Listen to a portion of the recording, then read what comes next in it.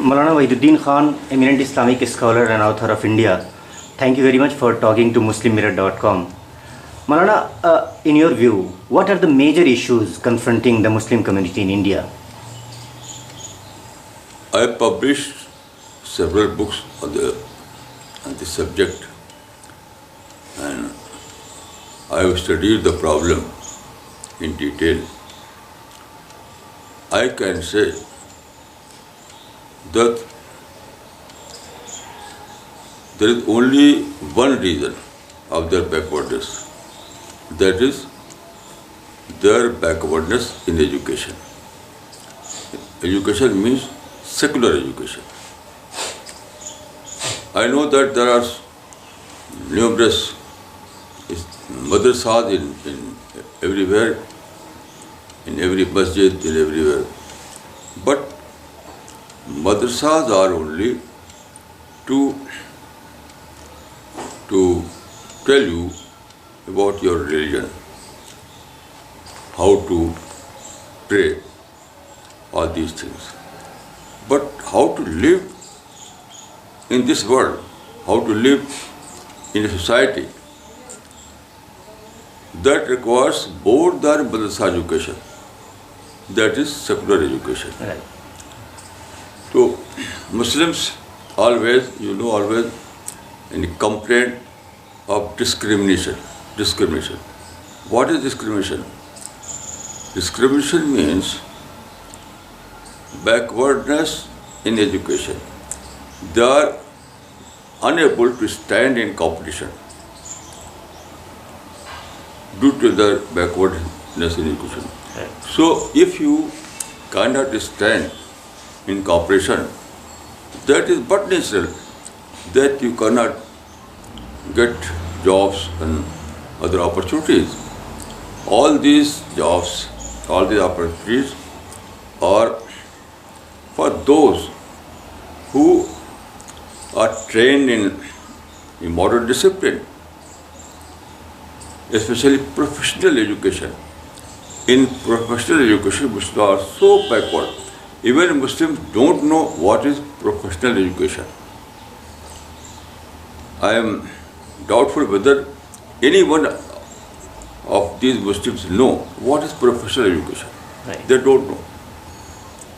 So this is the basic reason, and all these unawareness is resulted from their backwardness in education. Now I will try to add. When a Muslim started entering in secular education, but that was proved to be no starter. Why?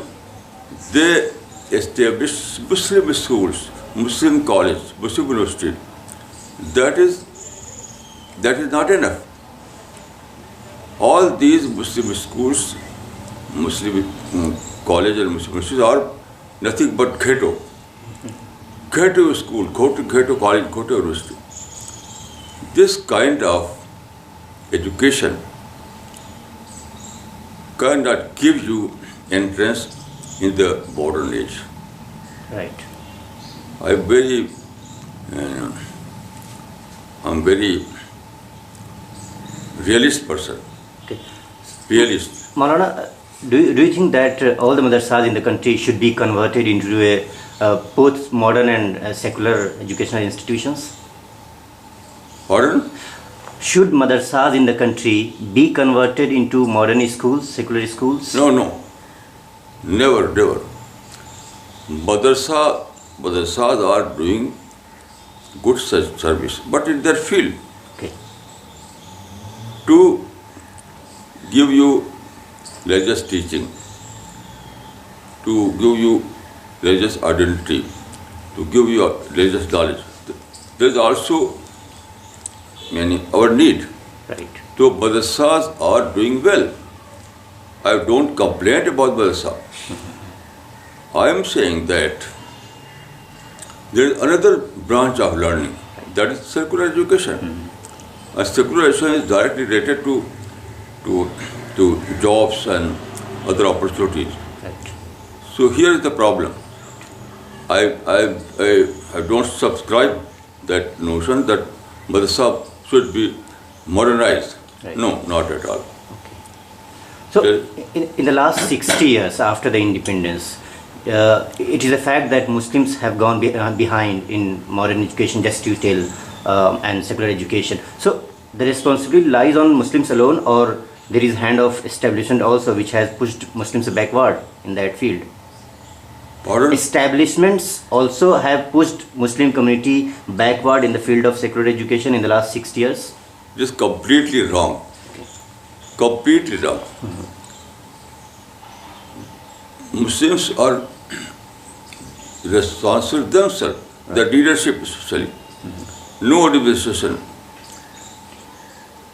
There is a verse in the Quran, Laysa lil insani illa ma sa'a. And everyone achieves only according to his own effort. It is wrong to say that this and that is responsible for our backwardness. Completely wrong. Totally wrong. The basic reason is that Muslim leaders failed to give Muslims the modern thinking, modern way of thinking. Basically, leaders are responsible. Muslim leaders. If you talk about political representation of the Muslim community in India, we have seen in the last 10 or 20 years mushrooming of Muslim-owned or Muslim-led political parties.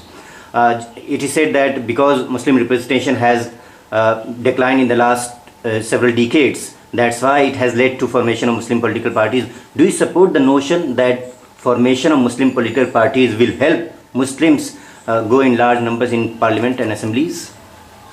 It is fact. It is a fact. But the blame goes to Muslims themselves. Right. What is the reason? No political discrimination or anything else. The sole reason is that at every election, Muslim voters are divided. Right. This is the sole reason. Muslims fail to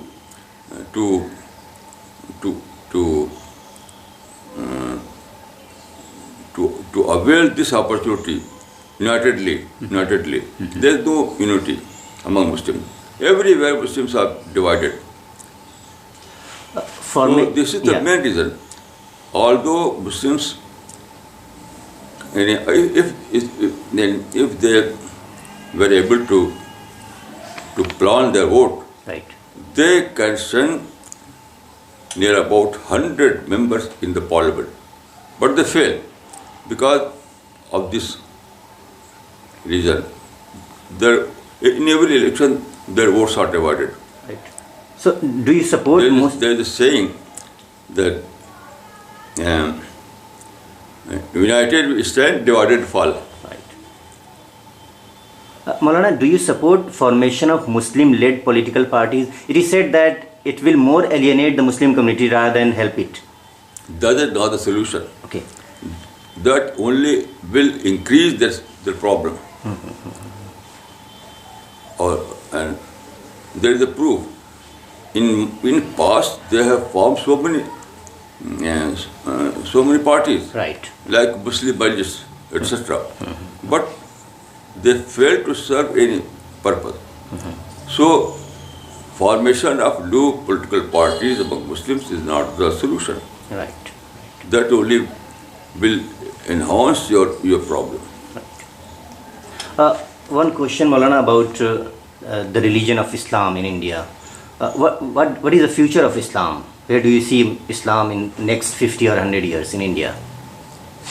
Future of Islam is always bright, everywhere, not only in India.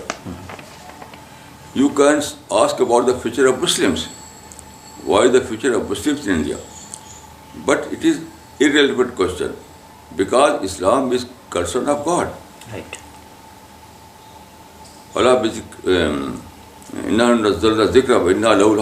Right. God Himself is guardian of Islam.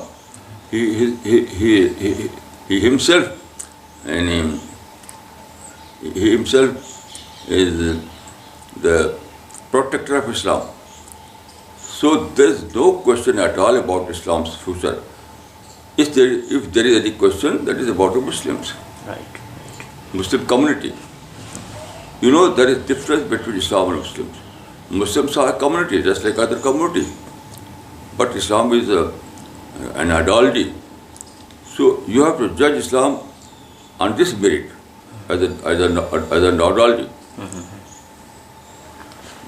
Maulana, we have seen a sort of stereotyping of Muslims as terrorists in film industry, in media. Recently, we have seen protests across the country against Vishwarupam, and there have been regular protests against Salman Rushdie and Taslima Nasreen like writers because they have written something against Islam or against Prophet Muhammad. So, do you think there has been some kind of stereotyping of Muslims as terrorists in the film industry, Not at in the all. media? Not at all. Here also, I blame Muslims. Right. Muslims themselves are to be blamed. Why? Because Muslims always reacted negatively. For example, when Salman Rushdie published his book, Satiric Verses, so all the Muslims cried, kill the author, kill the author. That is terrorism. How you can say that, kill the author? You have no right. Only judicial system has right to issue a verdict. Who are you? Who are you? You cannot take the law in your hand. So when Muslims say that kill this person, it means that they are doing an act that is according to the modern norm is terrorism. It is this terrorism. Terrorism means use of arms by other than state. This is the definition of terrorism. Use of arms by other than state. So Muslims are always trying to kill some person. Sometimes they are successful, sometimes they fail. For example, in Pakistan, they have killed so many persons without judicial verdict. Right. That's terrorism. According to my definition, terrorism means use of arms by any agencies other than state. Right. So you have no right to say, kill Rushdie, kill Rushdie. No. You can publish another book. You can refer his case in court. How you can say that kill this man? That terrorism. Right. Maulana, what is your guidance or advice to the Muslim community in that situation when something like Vishwarupam happens? In Vishwarupam, many people say that there has been projected, Quran and Islam has been projected as supporting of terrorism. So what is your advice to the Muslim community? What should they do in that situation when such things happens? When a cartoon was published Right. in some paper in Denmark, Right. I published an article. The title was Ignore Cartoons. Right. This is my advice. Ignore Rushdie, ignore cartoons, ignore innocent Muslims, ignore Vishwarupam. Why? Because it is waste of energy, waste of time. You have enough, there are so many other work. Right. For example, education, dawah work, dissemination of Islam, dissemination of Quran. All these works they require your full attention. To avoid all these things, ignore all these things, so that you can use energy in a better field. Maulana, last very much Maulana Wahiduddin Khan for talking to MuslimMirror.com.